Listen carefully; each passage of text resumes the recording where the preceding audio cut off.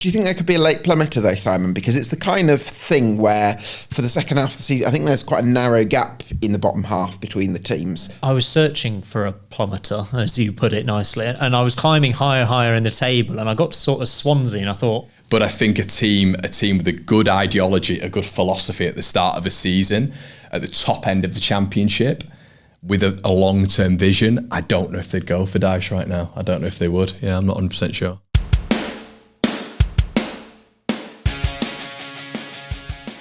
Hello guys, welcome back to The Sportsman Untitled. This week we're going to discuss 3 teams to go down in the Championship. We've got a deep dive on league leaders Leeds United as well, and of course Gab's going to bring you his Championship treble. Gab Sutton is here with me as always, and our special guest and Leeds United expert Conor McGilligan joins us as well.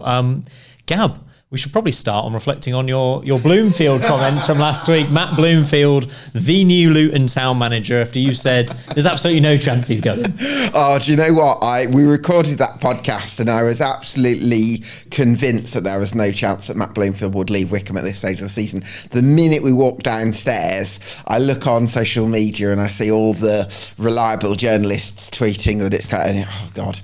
So that went viral. But that was a bit of got that one slightly wrong, but look, good luck to Matt Bloomfield, and I think it's a great opportunity, isn't it? I think there's some good people at Luton Town, Mick Harford, Gary Sweet, Wilkinson, the chairman, some good people on recruitment as well. So I think it's a great opportunity for him as well, as much as I'm surprised at him leaving Wycombe. We're going to come on to the relegation battle shortly. I guess we should touch on Luton though for you as well, Conor, because they came down from the Premier League. They were expected to be one of the top 2 challengers, really push back for a spot in the top flight. It's completely unravelled for them, hasn't it, this season? I had them as league winners. Yeah, I had them as league winners at the start. I just thought who did they lose in the summer? Barkley, maybe a few others, periphery players. But aside from that, it was, Alfie Dougherty, Carlton Morris. They still had a good nucleus and half-decent depth at Championship level. But you just wonder if those players, maybe that went up to the Premier League, were just overperforming and they've come back down and maybe they've just had that burnout effect, really. But yeah, 100%, I had them right up there. But Bloomfield, I think's a really good appointment. So, but right now, bottom 3, it's no one would have expected that, potentially back-to-back relegations. Yeah, crazy. Could you give us a bit more info on Bloomfield? Because I think it took a little while to get going at Wycombe. Sure. Is there a bit of a concern that now second bottom in the league, Luton don't really have time for him to get his team playing? They need results pretty quickly.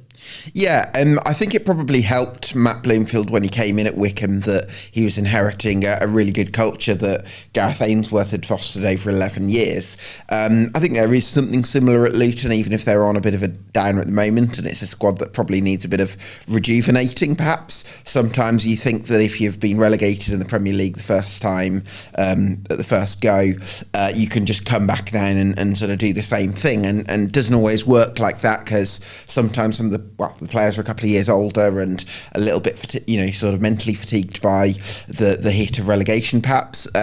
But also, I think there were signs in that goalless draw with Preston North End, not the most enthralling game in the world, but I think a few signs of Matt Bloomfield starting to give them some fresh ideas and something to work with. We'll see how he can do. The other big news from the Championship this weekend, Tony Mowbray back at West Brom. I don't know what it was about this, Conor, but it just made me smile. I think it's because obviously he's had his health issues, been out of the game for such a while. But he's just kind of, not synonymous with, but got such a connection with West Brom. I just love to see them back together. What did you make of that? Yeah, I think it's a really good appointment. A bit of a veteran in the game now.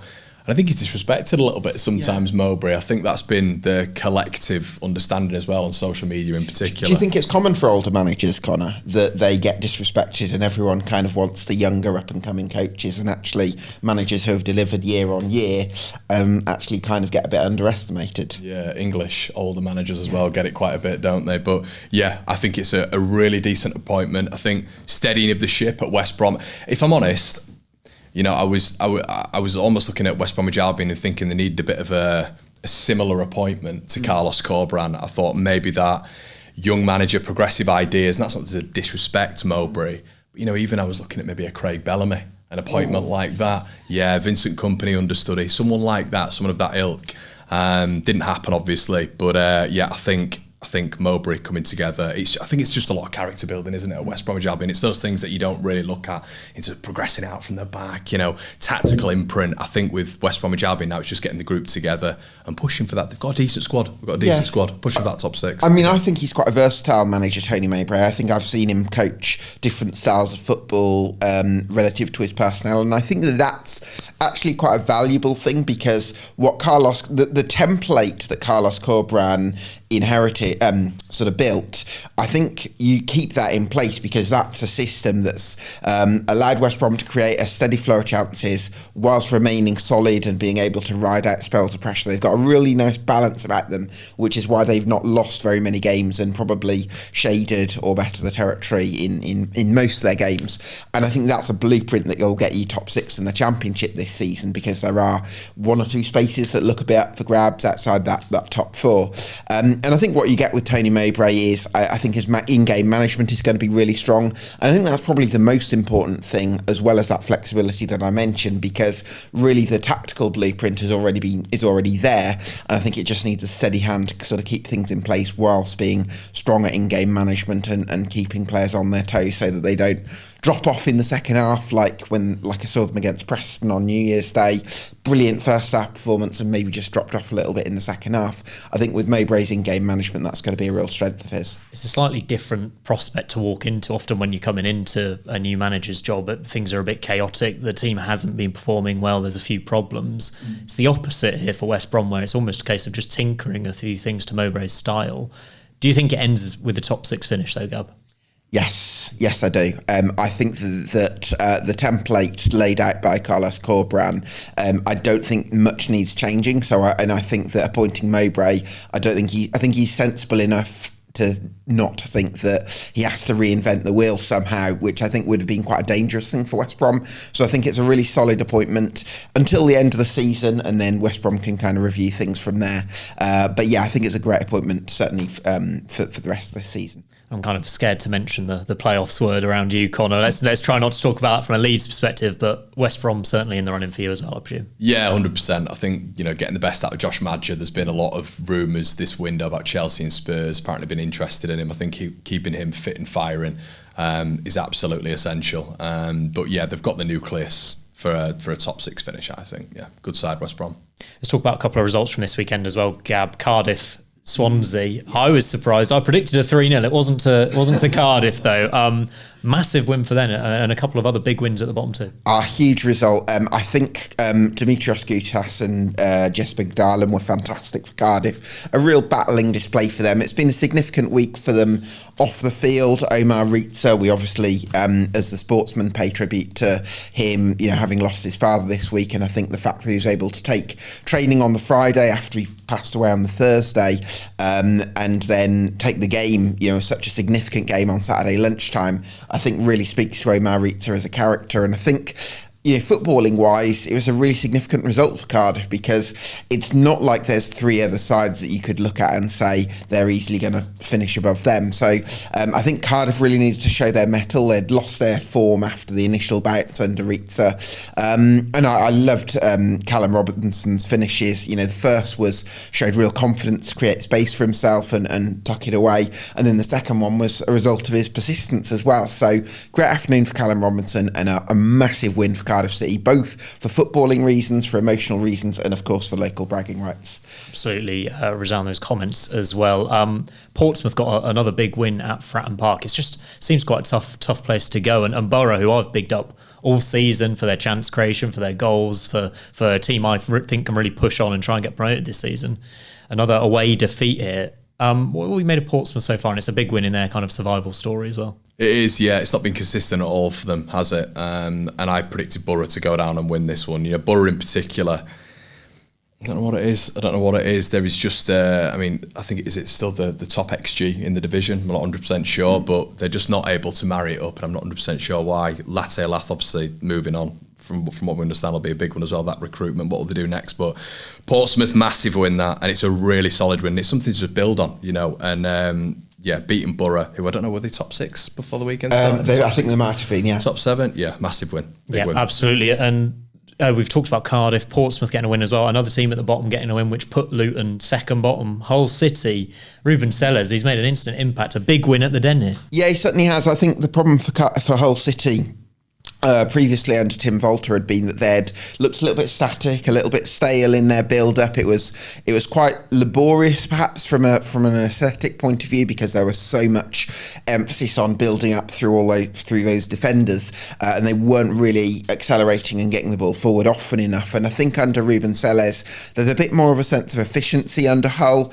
They got a really ugly win, which they really needed, which you've got to do at the Den, haven't you? What I really like about a Ruben Sellers team is that they're very good at pressing, and I think that's something that he's been keen to implement from the front. They press with the front three, they're very aggressive like that, and I think being a strong out possession side is a really important thing if you want to try and get in their dogfight, because for out possession stuff it's less confidence dependent, because you just put in the effort and do whatever's asked of you. The in possession stuff is obviously more confidence dependent, and that's where you can fall down a little bit. So I think Sellers has been a great appointment for Hull City, and I'm pretty confident he keeps them up. I think as well, Carl Rushworth being back is massive. I think that's a huge person to have between the sticks. Save percentage, top 5 last season in the division at Swansea. Him being back, don't underestimate that. It's a really solid player at this level, I think. I think they're going to get themselves out of danger. I think brilliant appointment, and fair play to them for taking the risk on a League One manager as well. Right, before we get on to Leeds United, I want each of you to pick the 3 teams to go down at the moment, because we've seen it chop and change. Gab, I think I'll let you go first. Oh, thanks. I think Plymouth Argyle go. I think Derby, I'm a bit worried about them at the moment, 4 straight defeats. And I know Cardiff got a great win. For the moment, I'm going to say Cardiff, but with some leeway for them to maybe build on that result. But right now, I'll go Cardiff just because I don't see another team that I'm sort of bullish about going down. I completely agree with you. Those are the 3 that I had down as well, because I think the others are going to climb away. We've seen Hull, we've seen Luton with the new manager. I think they'll be all right. Stoke, Preston are probably going to just about have enough. Oxford are probably do you think there could be a late plummeter though, Simon? Because it's the kind of thing where for the second half of the season, I think there's quite a narrow gap in the bottom half between the teams, other than maybe Plymouth Argyle, unless Merslich can turn things around there. I think that there could be a plummeter in the second half of the season that we've not quite pinned on yet. I was searching for a plummeter, as you put it nicely, and I was climbing higher in the table, and I got to sort of Swansea, and I thought, I think they're going to be all right, aren't they? And it seems like Oxford have done enough, and Coventry are in 14th. I think they'll be okay. I don't know. I don't think there's a standout side that can fall off in dramatic fashion. I also don't think there's too many teams that are completely out of it. Can 10 teams finish 18th? We'll have to check that, won't we? That's what we're looking at. Connor, bring some sense to this conversation. Who do you think's going down? Yeah, Plymouth are gone, 100% for me. Apologies to Argyle fans. I think their away ventures this season have just been absolutely horrific, haven't they? Plymouth, I'd say Derby's an interesting shout. I hadn't considered Derby really, just because of the home form, really. But yeah, potentially. The one plummeter who I do think is still vulnerable is still Oxford. I still just have a little bit of a niggle. Even with because Gary Rowett, if you've mentioned Derby, Derby have got Paul Warne, who doesn't really have much of a record at Championship level, with all respect to Paul and his achievements in League One. Whereas Gary Rowett, he's delivered results season in, season out at Championship level. Are you going to go against him? Well, if you can get the best out of Tom Bradshaw as well, which is a massive sign. Obviously, they've worked with each other before. Hellick as well from Huddersfield. Hellick's a quality defender. Huge signing. They're going to make the playoffs. Score Right, he's twisted about. Yeah, Cardiff are 1. Now, listen, I'm basing this on what I've seen with Cardiff this season, and they look like a poor side. So weekend aside, we'll go Cardiff in there as well. Plymouth definitely. Yeah, we'll go Derby. We've all agreed. Previous problems with Leeds United anyway, so there we go. Spying on their way down to League One. We'll move on to our Leeds United chat now. So, Connor, time for you to take centre stage. But one thing I do want to bring up is the game was on ITV this weekend, on terrestrial TV, free to watch. Massive progress, I think, for the Championship, Big Gab. First of 5 matches this season on ITV. I think there's going to be 10 next season as well. What does this mean? And it's just good news, isn't it? Yeah, possibly. Less convinced. I feel I would like to see ITV, in terms of their highlights show, sometimes make a bit more of an effort to really reach out. I think they're very much based on the highlights themselves, which I can understand, and certainly if that's what you're after, then you... But I also feel like I look at what previous EFL highlight shows have done when it comes to Quest, for instance. They've created a really homely feel on a much lower budget, where they had Colin Murray, who had a real kind of charm and a real charisma, and he really made the effort to know the players and know the teams and know the managers, and he did his extra research even though he had other and I really liked that feel that you had at Quest, and they had not the top 20 gents on there as well, who brought a real value to it. I just don't know if I have that same feeling with ITV. I'm open to being proven wrong. Hopefully they can maybe tweak the format and sort of warm to me a little bit more, but or the other way around. But I don't know. I'm not huge on them at the moment, but we'll see. What about for you, Connor? You're probably going to be watching your games on Sky and BT next season, but what about terrestrial football, kind of back live Championship football being shown? Yeah, it's nice from a fan's perspective, I think, but. Yeah, I get what you mean. I think the insight's a big thing. I think Quest is a really good example as well. Colin Murray, I thought, was a fantastic presenter as well, knew his stuff. From an outside perspective, I think insight, knowledge, and not just focusing on the production, I think is absolutely massive and sits with the viewer a lot more. You know, I watch to learn as well. I don't just want to see big production value. So I think if they can mesh those two, ITV will get it spot on. If they can't, there's always going to be a little bit of a problem set in there for me, because I think now, especially with Carragher, Neville, all the insights that you get on Sky Sports, people want to watch these things and learn these incremental things, these marginal things which they might not have thought of. Didn't see that at the weekend with ITV, but still, it's good to see football back on terrestrial TV, so let's see if they can work it out. Talking of elite production and top content, that's a great segue there, Connor. As if I'm meant to do it. Talk to us a bit about kind of your channel and how that's going, and what your role is in the Leeds fans community. Yeah. I don't know if I have a role per se, but I just enjoy talking about football. I'm lucky enough now to make this a full-time career, which is excellent, talking about the club. But yeah, YouTube channel, we've got a website, we've got social media, we've got all the good stuff. We've even done stuff with Fine Self before. But yeah, it's fantastic at the minute, and we just cover Leeds United to the nth degree, really. So yeah, talking about the club that you love, it's nice doing it on a daily thing, mate. Yeah, it's all good. Good plug there. Check out the One Leeds fan channel and Connor's work as well if you are a Leeds United fan. But let's talk about Leeds. Massive 3-0 win over Sheffield Wednesday. It was probably a flattering scoreline in the end, but it continues this incredible home form, which is 11 wins, 2 draws and only 1 defeat. Best in the league. Ellen Road's a fortress, isn't it?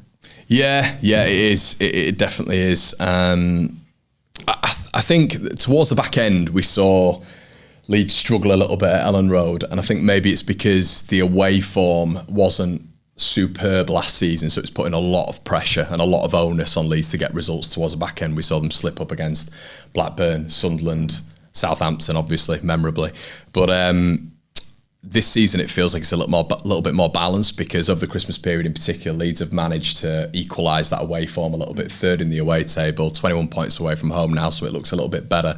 So I don't think there's as much pressure on the home form this time round, which is very beneficial for Leeds. But yeah, I mean, it's ridiculous. I was doing a Sheffield Wednesday preview, and it's almost just they've given up before they've even started, really. Because Ellen Road has just become this fortress, which in the Premier League it was terrible, really. It was you come to Ellen Road and it was 3 points. It was a patch to 3 points. So yeah, massive, and having that in the Championship's huge, isn't it? Yeah. It's huge having that home level. So yeah, extremely good at the minute. There's a stat that I was supposed to say, wasn't it? I think when Leeds have scored, get this right because I was told to say this. But when Leeds have scored first, they've won something like, I think, 61 games. So there you go. Fantastic stat. Do you like that one, Gab? Yeah, brilliant. It just feels like for the opposition, I've been there as well myself, it feels almost impossible to get a result for an away Championship team. I don't know if that's a difference in quality or the atmosphere or a mix of both. Yeah, I think that there's this feeling that Leeds pin you in at Elland Road and it's very difficult to get out. And some teams, you think of, I know your experience as a Coventry fan going there, you felt like you couldn't get out. Plymouth Argyle didn't muster a shot on goal, and even when teams have been able to grab a result, it's been a result of really super clinical finishing, like Portsmouth, for instance, on the opening day, or Burnley in September. But I think. What I'm really curious about is I think Leeds have been the best team in the Championship while still having these question marks at either end of the pitch, because there's the goalkeeping situation, which I'm sure we could delve into. But also up top there, it feels like neither Joel Pirro nor Matteo Joseph quite have the sort of the full range of qualities that ideally you'd be sort of searching for. So you've got these question marks at either end of the pitch, and yet you're still you've still been fantastic this season. Yeah, definitely. Leeds have scored 51 goals, and there's a panic about number 9, which is quite funny in a sense, because we've scored the most goals in the division by a while now. I think it might be like by 7 or 8. Goal difference is exceptionally good as well. So I'm not seeing the panic as such. Ramazani's come back into full fitness as well, and I see very much the 3 in behind the striker as being quite important as well, because if they're contributing to goals at a high level, well, even Bogle and Farke probably get into goal scoring areas a fair bit as well, don't they? Tanaka scored back-to-back goals as well, which is massive, because our midfield just don't score goals. It never happens. So I think that is being maybe over focused on a little bit. I think both strikers offer a hell of a lot in terms of differences. Joseph's the workhorse, Joseph's the presser. He just needs a goal, and then I think he's going to start going. Peru is just a lethal finisher who, there's criticisms there. I feel like he's out of game quite a bit. So it's who do you prefer? Do you prefer Joseph, who 9/10 of the time is more of a complete striker than Peru, or do you prefer that lethal finisher? A lot of Leeds fans will prefer the lethal finisher in the box at any time, really. So I understand that. The goalkeeper,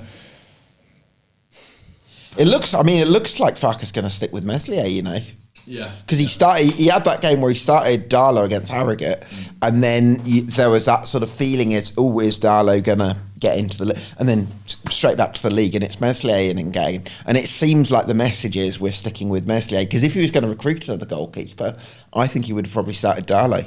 Yeah, I agree. I think Darlow is a goalkeeper that we've all known at sort of lower league level and even sort of Premier League level. Was on the bench, Forest and Newcastle, is a fine goalkeeper. He's nothing extraordinary. He's not your Trafford, he's not your Cooper, but he's a fine goalkeeper. I would rather have a fine goalkeeper in net than a goalkeeper who is going to... Because you don't need your goalkeeper to be unbelievable. You need them to be 7 out of 10. He'll barely touch the ball in the Championship with the. Well, certainly at Ellen Road. Ellen Road, Ellen Road. Maybe away from home, he's going to face a lot more. We're just speaking about Coventry beforehand, etc. There's going to be a lot more onus on the goalkeeper there. However, when Leeds are controlling games with the calibre of player that we have, I do wonder if maybe Farke's thinking, just keep him in net, get him towards the back end of the season, and we sell him on in the summer. But you have to keep him in net to raise that stock. So other clubs are looking at him and going, oh, he's been in goal for Leeds United's promotion season and he's kept 18 clean sheets, per se. I get that rhetoric, but it's a massive risk. Distribution is a bit of a factor in this. I mean, Mesier's better with his feet than Darlow. Is that big? It's definitely the notion. But I don't know if it's accurate. I think his short to mid-term distribution is okay. The mid to long term is poor.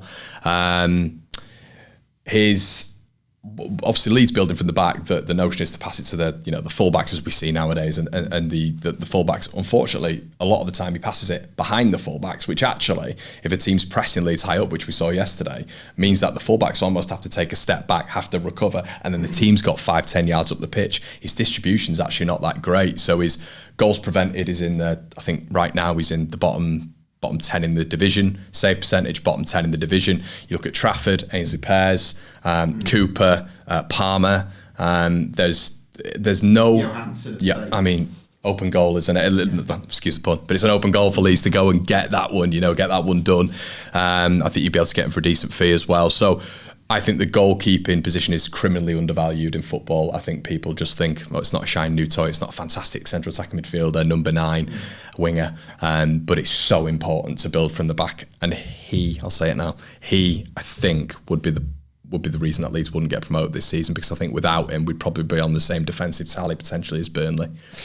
I don't know you'd be quite there, but I think, it does feel like, because there was Portsmouth, there was Sunderland away, obviously, Hull away, Preston away. So the 4 games there where you've drawn instead of winning them. So that's 8 points. So you could easily be 9 points clear. If you'd had a competent goalkeeper that just didn't make those kind of mistakes. And Gab, what I'd say as well is there's a lot of it's not always ridiculous errors. It's you should be saving that. There's 2 against Swansea, which you can put for him, look at him for as well. As I say, there's the Portsmouth goal, there's the Plymouth, the Preston goal, which he's got to save. 3 goals at Hull, which in my opinion he was culpable for. There's so many this season where you can look at, and that's why obviously Burnley have conceded 9 goals, unbelievable defensive record, but Leeds have conceded 19. And I am looking at least 7 or 8 of those goals being seriously avoidable in between the sticks. So I'm not saying it'd have been Burnley's level, but it'd be closer. So yeah, big anomaly there for me. What was the head loss like after the Sunderland one? Because I don't think I could have handled that. Well, luckily enough, I was actually on a flight coming back from Hamburg. So I opened up my phone and I saw, Sunderland have scored in the last minute. Top of the table at the time. Sunderland have scored in the last minute. My girlfriend was sat next to me. They scored in the last minute. Disappointing. And then I got off the plane, got Wi-Fi back, and saw why they scored in the 96th minute. And yeah, head loss queued. Horrendous. We'll talk about another Leeds player, because Brendan Aaronson went off with looked like a bit of a niggle against Sheffield Wednesday.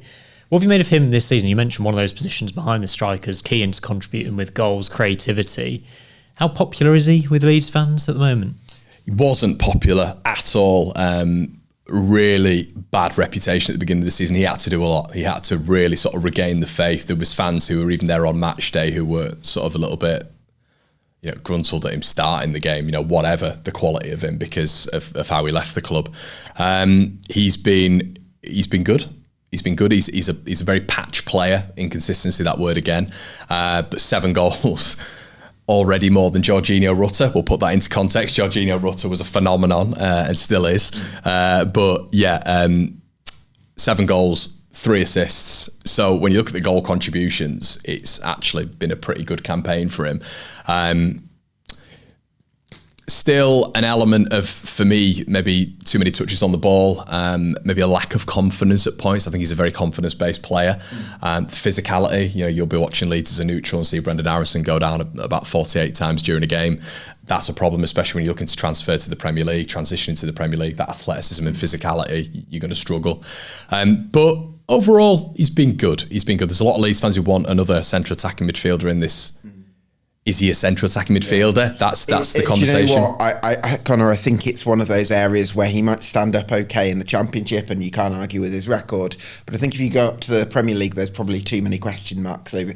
Big if, obviously, we'll cross that bridge when we come to it, but it feels like there's possibly one too many question marks hanging over him in terms of, is he creative enough to be your number? Because, at the moment you've got Joe Rothwell and Ayo Tanaka, who both do a lot of creative work in central midfield, which takes some of the responsibility off the number 10, whereas if you went into the Premier League, your central midfielders would have to cover a lot of bases defensively, which would mean that you need your number 10 to be more creative as well. I'd agree, and just the element, like a lot of Leeds fans have wanted to dip into that number 10 market, but I think we've actually got a lot of players who can be in that number 10 anyway. A lot of attributes that can fit into that number 10. You're good on the half turn, good agility over a 5 to 10 yard space, good shot accuracy, efficient on the ball as well. I think we've got a lot of players who can do that. Ramazani fits into that number 10 role quite You're going to say Radrazani. I was then, yeah. God, don't take me back. Don't take me back.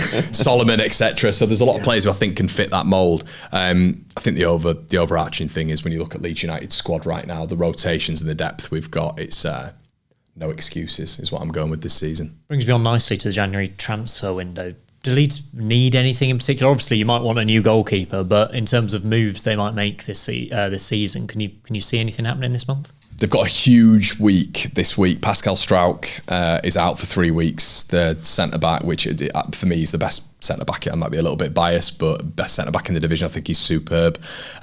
He's out for 3 weeks, but he has long-term injury scans this week. Could potentially be out for a long period of time. That'd be big. That really would be big for Leeds in terms of defending set pieces, attacking set pieces, but his build up from the back as well is exceptional.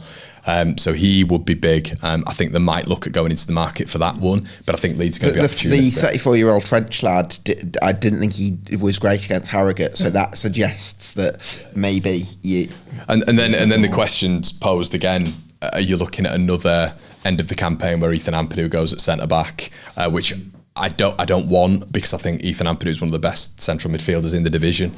But that is where Farke seems to lean, which is a bit of a problem. We've got another left-sided centre-back in Max Verber, Austrian international, but injury-ridden a little bit. So I would say, mate, maybe that's where it's going to be. Maybe it's centre-back, but I can't see Leeds doing anything else now. Squad depth seems to be a bit of a strength of Leeds in my mind. Would you agree with that? Yeah, absolutely. You look at somebody like Mana Solomon, who I think is possibly one of the best wingers in the Championship, and he's really impressed me, but they've been without him at times this season. Dan James as well. So it does feel like when they miss a player, they can find somebody else. You seem to be able to find somebody else who can sort of step up to the mantle. So I think that squad depth is probably quite a big advantage you've got over Sheffield United, who have had a few injuries and they've got a very youthful bench now. So that depth is definitely going to come into play. It was a prime example earlier in the season when we saw Gruev and Ampadu go out, and we thought, oh, hang on, we don't know too much about Tanaka, and obviously we know a bit about Rothwell. Barely noticed a drop-off really in that midfield. Tanaka's been superb, one of the signings of the season for me. We've talked about a few issues for Leeds. What stops, if anything, Leeds winning the league from here? Ilan Mele. Short answer. Yeah. I firmly believe that there's enough rotation in the side, whatever happens, for Leeds to be within that top two. I think that's it, which is a glaring error. I think we can all see it. I think the rest of the Championship can see it as well. You speak to your friends, you mentioned the Leeds United goalkeeper, they all go, it's a very contentious position. And as Gab quite rightly said, Darlow came in against Harrogate. It's Harrogate Town, but Harrogate Town were one of the better teams to come to Elland Road this season, believe it or not. Defensive structure, very good. And they had a few dangerous attacks as well.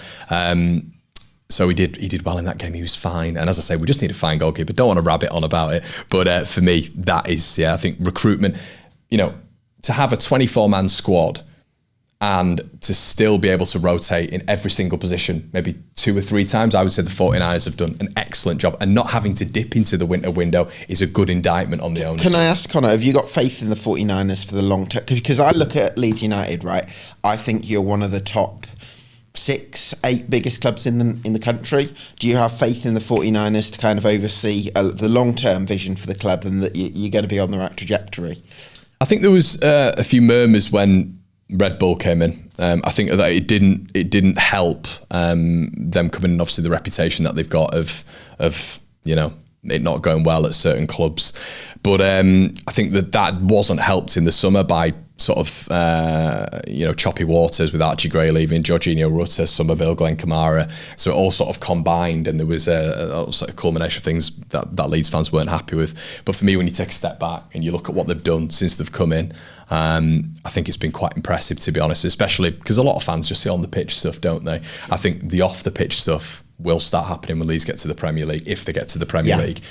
It sounded like it was a huge club run like a small club when you're in the Premier League. I heard those stories like, things didn't get pushed, news didn't get released because the main media person was away on holiday, and just crazy things like that, which just feels very amateurish for a club of Leeds United stature. So hopefully under 49ers that kind of thing will change, and you'll become more of a Premier League club, if you like. Yeah, and it's the 49ers enterprises, so it's not directly the 49ers, but what I will say is they've been successful in a pretty big franchise in the US, so you've got to kind of give them the sort of pat on the back there, really, and hopefully that can transition. What I do think you've got going for you is you've got a great academy at Thorpe Arch.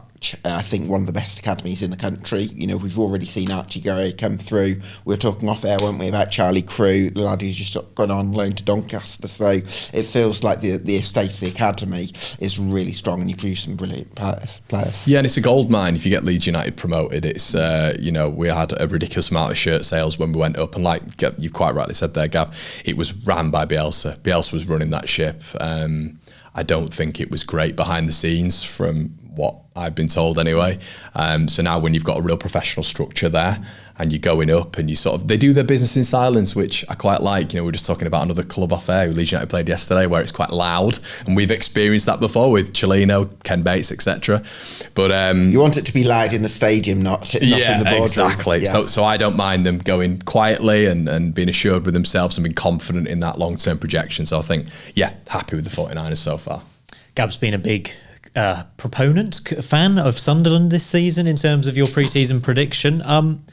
Who are you most worried about for your title rivals so far? It's down to 4, really, isn't it? Sheffield United, Burnley and Sunderland. I think it's really important in these conversations to talk about Sunderland. I think I've been a big fan of Sunderland for a number of years now. I think their data-driven model is that of potentially Brentford's.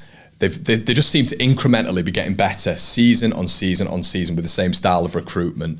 And I think it's got to a point of which now it could pay off. But I think once again, similarly to Brentford, where it just kept going and they knew what was going to happen. They knew they were going to be in the Premier League at some point if they kept doing what they were doing. So that's happening with Sunderland right now. Tri Hume, Sirkin, Joe Bellingham. The recruitment's been second to none. Chris Rigg. You once again, you were talking about academy. Tom Watson as well, another one coming through their academy. Isidore, what a signing. Real potential to go to the Premier League. Sunderland are a real problem, I think, and I actually thought they were a better team against Sheffield United. Agreed, yeah. And I think they were the better team against Burnley on Friday night as well. Sunderland are a problem. Burnley, if you don't concede goals, you don't lose games. So it's a huge problem. Leeds coming up against them on the 27th as well, Monday. Massive game next week. And then Sheffield United, I'm going to get a lot of it now. Not being too impressed with them. I have to say, I don't watch Sheffield United and think, glamorous team, they're a good football inside here. Last season we had Leicester and Ipswich and they were good teams. They were really good teams. Leicester quality-wise, but Enzo I thought was a good manager. Ipswich just a fantastic football team, I thought, at championship level.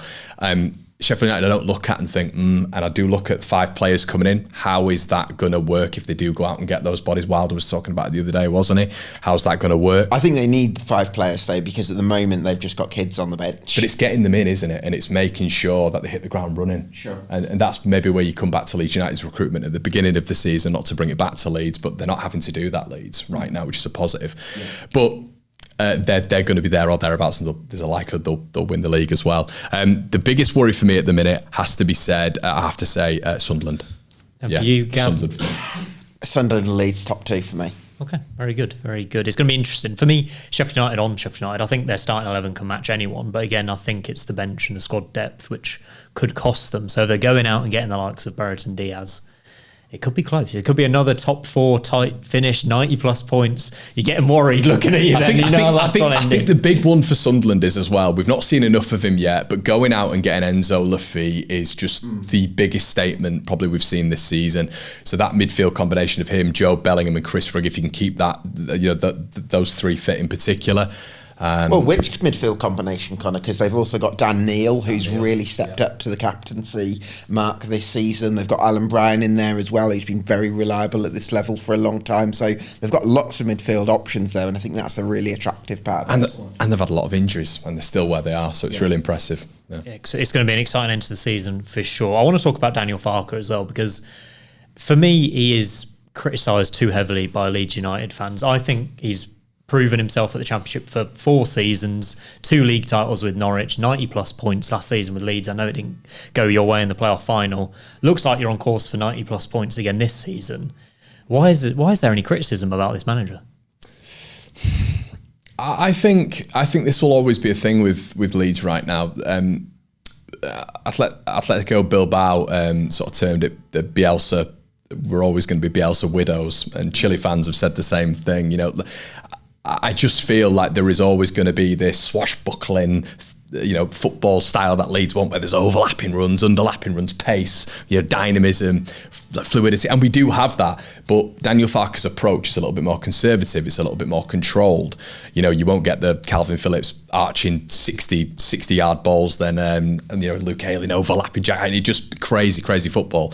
And I think there is naturally going to be a hangover for a number of years, especially when Leeds are at Championship level. So maybe that's why Daniel Farke has a few critics. But what I will say as well, the in-game management, the proactiveness, I think the substitutions at points are slightly problematic, and I think that's where Leeds United fans are a little bit, it's 3-3 against Hull City. He then brings on Joshua Gilavogi, who's a defensive-minded player, and then Matteo Joseph in the 91st minute. If Leeds are 3-1 up, you bring a defensive-minded midfielder on at 3-1, and you see out the game. And this has been a few of the conversations in and around Leeds United fans when it comes to maybe his in-game management. I think that's why he's not heavily. I'd say there's a split. Maybe there's a 30% minority who aren't happy. But isn't it crazy when you're top of the division, you've scored the amount of goals Leeds have, you've created the most big chances in the division, and there's still complaints. So the standards are high at this club. Well, what for you, Gab, on Farke? One thing that I'm actually more positive about Farke than possibly I was last season, because I feel like Leeds United can create from different angles this year, as opposed to relying on individual players, which I felt you did last season. Whereas I've actually been a little bit, I've been impressed at how sometimes I like how the wingers sometimes stay wide and the fullbacks underlap. I like that as a feature of play. I like the creativity in both the midfielders. And it just feels like Leeds have the tools to open teams up in different ways. I'm pretty positive about what Farke's doing, but the big test is going to be if they do get up to the Premier League, because that's the question mark about him, sort of at that level. I think he deserves credit as well for the overhaul you mentioned in the summer with Somerville and Ruta leaving, like two massive players, among Kamara as well, amongst others. So I think he deserves a bit more credit from my point of view. One of the last questions I've got for you: if you could sign one player for Leeds United this January, who would it be? Maybe we'll leave it to the Championship. Any Championship player you'd like to just take and pop in your squad, who would you have? Carl Rushworth. Oh, interesting. Yeah, I thought you might go for a goalkeeper. Yeah. Carl Rushworth I'd go for. Attainable. Good goalkeeper at this level. Very good goalkeeper at this level for me. I'd think there was maybe an obligation, an option at least, for Leeds to do something in the way. And big thing right now that we have to focus on when it comes to Leeds and one of the promoted teams, will he be able to transition into the Premier League? You've got to think long term when you're bringing players in right now when you're at Leeds. So Carl Rushworth for me.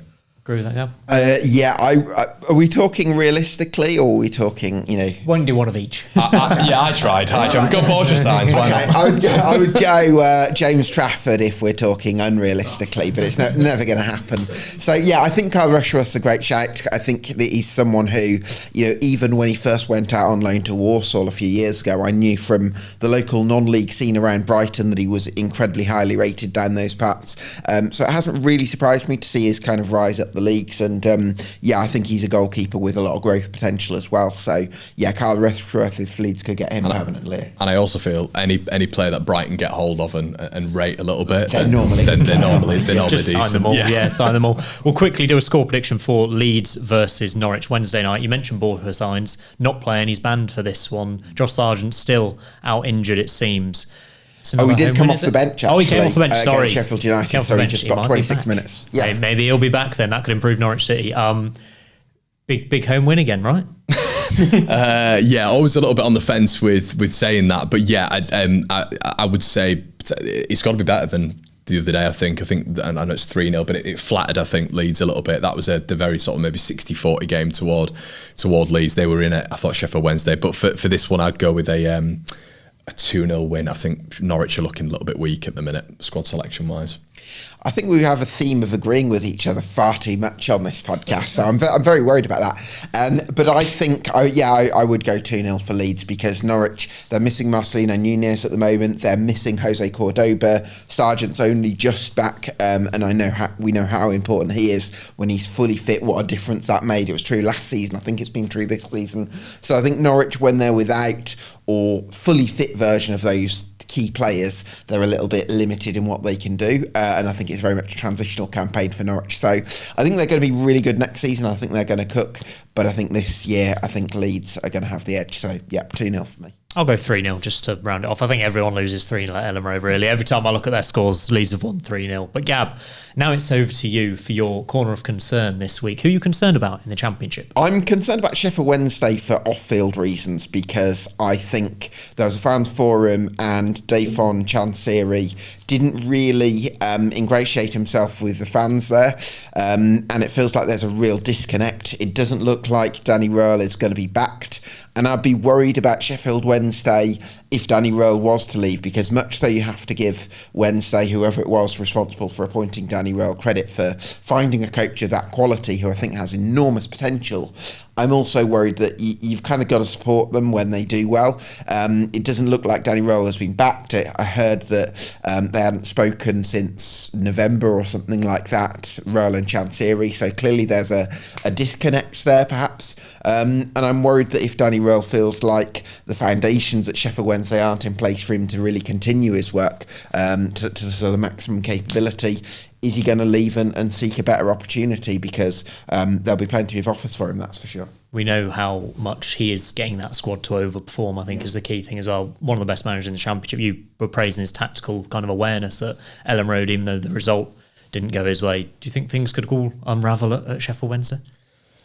Yeah, I think that's what I was thinking. I didn't know who you were going to pull out there in terms of the corner of concern, but yeah, I think it's not been a good week for them whatsoever. It was a horrific press conference. It really, really was. He was, fans don't come. If you don't want to pay, if you don't want to pay the money, don't come. He just ostracising, and I think the problem is now with Sheffield Wednesday is they're getting used to it. They're getting used to the disconnect between Dyche Chansiri and the fan base, and I think that's kind of what I've understood from speaking to Sheffield Wednesday fans as well. And if that disconnect continues to grow, if there's been rumoured a release clause that Danny Röhl has said that he wants in his contract as well, if Danny Röhl is to be picked off and that's to continue, it's a big problem for Sheffield Wednesday. I think is the release. Which is it's a drop in the ocean, isn't it, for a Premier League club? Southampton were obviously rumoured for him, but I think his tactical awareness. I mean, yesterday he was how they cut off Leeds' passing lanes, their pressing in certain situations was really impressive, and with a low calibre squad, which I do think it is. I think they've been performing. There's an argument right now. Barry Bannon's having his best ever season for Sheffield Wednesday. Shea Charles moving after the Bristol City game back to Southampton as well. Yeah, they've really got to monitor the situation at the minute, because that value and calibre is going to massively decrease if Charles goes and then Röhl does. It's got to back him. It's got to back him. It's not a funny situation for Sheffield Wednesday fans, but it was funny seeing Chansiri go, no, he's not getting recalled. Shea Charles, he's staying here, and then going back into the room and being like, they've recalled him. One of the top Championship press conference moments, that I think. Gab, move on to your Championship treble, please, for the midweek. Yeah, I'm backing Blackburn. Going to be tough for them without Sondre Tronstad, but just because their home form and that defensive solidity. Hang on, they're playing Coventry. I just remembered. I think Ainsley Pearce is what you mentioned him earlier, Connor. One of the best goalkeepers in the Championship. So I'm going to go with Blackburn. I'm going to go with Sunderland to win at Derby, because, as you know, I've got to back Sunderland, and I'm also backing Burnley to get 3 points at Plymouth Argyle. Okay, excellent stuff. And the final question I've got for you both today is Sean Dyche was let go by Everton and replaced with David Moyes. But what do you think happens next to Sean Dyche? Could we maybe see him back in the Championship, or maybe this time next year? Could he be in the Leeds United dugout in the Premier League? Wow. There's been rumours about a fair few, to be honest. Moyes has been rumoured with Leeds frequently, to be honest. Obviously, that never materialised. But Dyche, I don't think he's a bad manager. We kind of come back to something we were speaking about earlier on, about maybe old, archaic English managers being sort of siphoned out of modern football. Could happen with Dyche, who knows? But I still see his level as maybe a little bit higher, a relegation threatened side potentially. We know that he was in chats with West Bromwich Albion as well. Question there, was it would you rather Dyche or Mowbray? I've seen a lot of West Bromwich Albion fans, with that sort of question out there.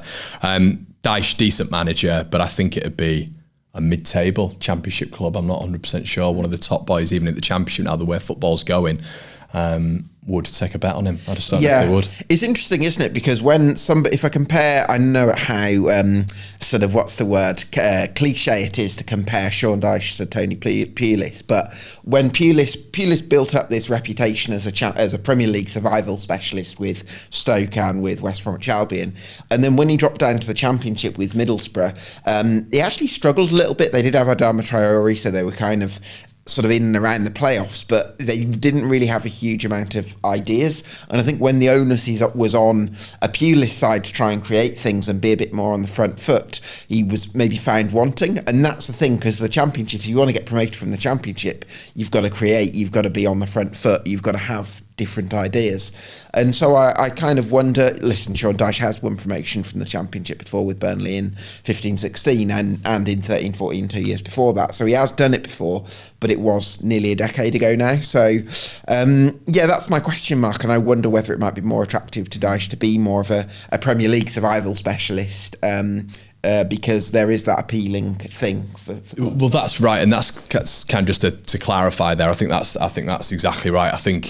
I wonder now if Dyche is going to be pigeoned in that, if a team's struggling, we're just talking about Leeds there, potentially next season if Leeds do go up or a team of that ilk, will he then be, once again siphoned in and become part of the Allardyce, etc. Exactly, yeah. But I think a team with a good ideology, a good philosophy at the start of a season, at the top end of the Championship, with a long-term vision, I don't know if they'd go for Dyche right now. I don't know if they would. Yeah, I'm not 100% sure. Brilliant way to finish. Thank you very much, Conor, for joining us and giving us your Leeds United insight. Gab, thanks as always. You'll be on again next week. But that's all from us on the Sportsman Untitled. Please leave your comments and thoughts in the comments down below and like and subscribe as always. But we'll see you next week.